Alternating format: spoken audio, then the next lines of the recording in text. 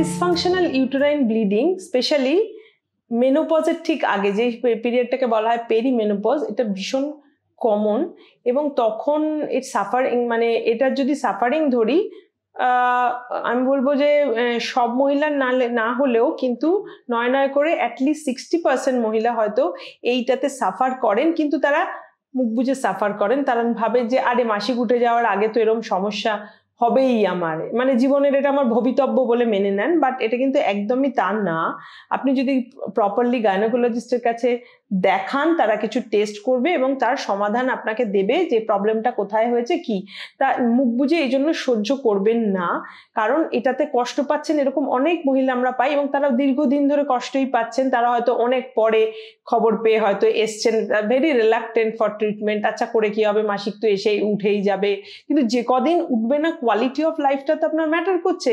যদি আপনার বেশি ব্লিডিং হয়, আপনার প্রচুর ব্যথা হচ্ছে, তো অফকোর্স আপনার ডে টু ডে লাইফে প্রবলেম করবে। যারা ওয়ার্কিং লেডি তাদের জন্য তো প্রচন্ডই প্রবলেম, কিন্তু যারা হাউস ওয়াইফ তাদের জন্য কি এটা প্রবলেম না? নিশ্চয়ই। আপনার যদি হিমোগ্লোবিন ড্রপ করে যাচ্ছে, এরকম ব্লিডিং নিয়ে আসছেন অনেকে, তো তারা তো ভীষণ উইক হয়ে পড়ছেন, তো ন্যাচারালি তারা হাউস হোল্ড ওয়ার্ক যেগুলো নর্মালি করতে পারেন সেগুলোও করতে পারছেন না, অথচ তাকে করতে হচ্ছে জবরদস্তি। তো অ্যাজ এ রেজাল্ট কখনো তিনি মাথা ঘুরছেন, কখনো তিনি বসে পড়ছেন, বিভিন্ন কিছু হচ্ছে, তাতে তার ডে টু ডে লাইফও হ্যাম্পার করছে এবং তার আশেপাশে যে সংসারের লোকগুলো রয়েছে তারাও সাফার করছে। অতএব কারোরই কিন্তু সুবিধা হচ্ছে না, অথচ তার ম্যানেজমেন্ট অ্যাভেলেবেল।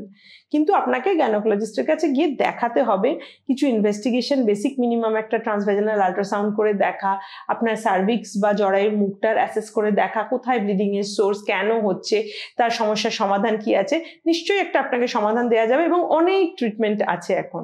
তো তার মধ্যে একটা খুব সিম্পল ট্রিটমেন্ট বলছি। যখনই আমি দেখি যে কারণ এরকম ব্লিডিং নিয়ে আসেন এবং তার এক এক সময় এক একজনের হিমোগ্লোবিন ড্রপ করে প্রায় 7-6 এরকম হয়ে যাচ্ছে, তারা যে কি করে বাড়িতে তখনও রয়েছেন, তাদের তো ভীষণ উইক হয়ে যাবেন, কিন্তু ওই যে সর্বংসহা বলে হয়তো শোয়ে সেটা বাড়িতে থাকেন, এটা উচিত না।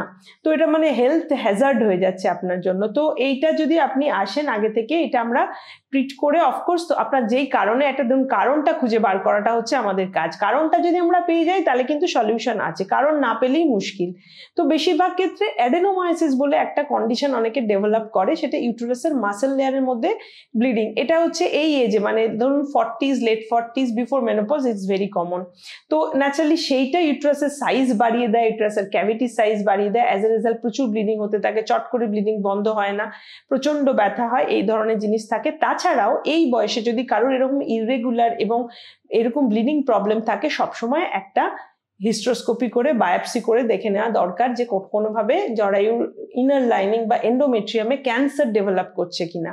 কারণ দেখবেন এই 25-30 এই বয়সে endometrium cancer is very rare. কারোর যদি হয়ে থাকে সেটা হচ্ছে ভীষণ রেয়ার, সেটা হয়তো আমরা ধরতে পারতাম না, কারণ সবাইকে এই সময় বলা হয় না যে বায়োপসি করে দেখো। কিন্তু লেট 30s, আর্লি 40s থেকে আর লেট 40 till মেনোপজ অব্দি এই যদি কারোর ব্লিডিং এর বারবার সমস্যা হতে থাকে, অফকোর্স তার একটা বায়োপসি করে দেখা উচিত, কারণ এই সময় ক্যান্সারের রিস্কটা অনেক বেশি থাকে। তো সেই জন্য এটারও অ্যাসেস হওয়া দরকার, প্লাস ম্যানেজমেন্ট তো দরকার। তো অনেক সময় দেখা যায় যে হয়তো সিম্পল বায়োপসি করা হলো, দেখা গেল কিছু হাইপারপ্লাসিয়া বা খুব একটা মানে বেনাইন কন্ডিশন পাওয়া গেল যেটা ট্রিটেবল। তো তখন কিন্তু আপনাকে বড় কোনো অপারেশনে যেতে হচ্ছে না। একটা মিরিনা বলে কয়েল পাওয়া যায়, যেটা হচ্ছে আপনার একটা ছোট কপারটির মতো কয়েল, ওটা পরে নিলে অনেক সময় সেটাতেই আপনার ব্লিডিং প্রবলেমের সলিউশন হয়ে যাচ্ছে, কিছুই করতে হচ্ছে না। খুব রেয়ারলি যদি ইউটেরাসের কন্ডিশন খুব খারাপ থাকে বা এমন একটা কোনো মাস যেটা ইউটেরাসের ক্যাভিটির মধ্যে পুশ করে ঢুকছে এবং তার জন্য ব্লিডিং ব্যথা হচ্ছে, তখন অপারেশন করে ইউটেরাসও বাদ পড়তে পারে, এরকম অপারেশনও লাগতে পারে, তাকে বলা হয় হিস্টেরেক্টমি। বা ডক্টরের কাছে এলেই আপনাকে সেটা করতে হচ্ছে না, কিন্তু ইনভেস্টিগেশনটা হওয়া দরকার। এবং যেহেতু এই ধরনের ক্যান্সারের একটা রিস্ক থাকে, এইটা এক্সক্লুড করাটা ভীষণ জরুরি। কারণ আপনারা জানেন যে কোনো ক্যান্সার যদি আমরা আগে থেকে ধরতে পারি তার কিন্তু অনেক ট্রিটমেন্ট আছে, কিন্তু যদি অনেক লেট হয়ে যায়, ক্যান্সারটা স্প্রেড করে যায়, তখন কিন্তু ট্রিটমেন্ট অপশন কমে যায়, লাইফ এক্সপেক্টেন্সি কমে যায়। তো ইউটেরাসের ক্যান্সার হচ্ছে একটা এমন ক্যান্সার যেটা কিন্তু ধরা যায় সহজে, কারণ খুব সিম্পল একটা সিমটম আসে, ব্লিডিং। অনেক সময় মাসিক বন্ধ হয়ে যাওয়ার পর যখন ব্লিডিং হয় তাকে আমরা বলি পোস্ট মেনোপজাল ব্লিডিং। এই সময়ও কিন্তু এইটার চান্সেস খুব বাড়ে, বাট ওই বললাম খুব সিম্পল ওয়েতে আল্ট্রাসাউন্ড আর বায়োপসি মাধ্যমে এটা আমরা জাজ করে তারপরে কিন্তু ট্রিটমেন্ট করলে এটা আর্লি ডিটেকশন হয় এবং ট্রিট করাও যায়, যেটাতে লাইফ এক্সপেক্টেন্সি অনেক বেটার থাকে।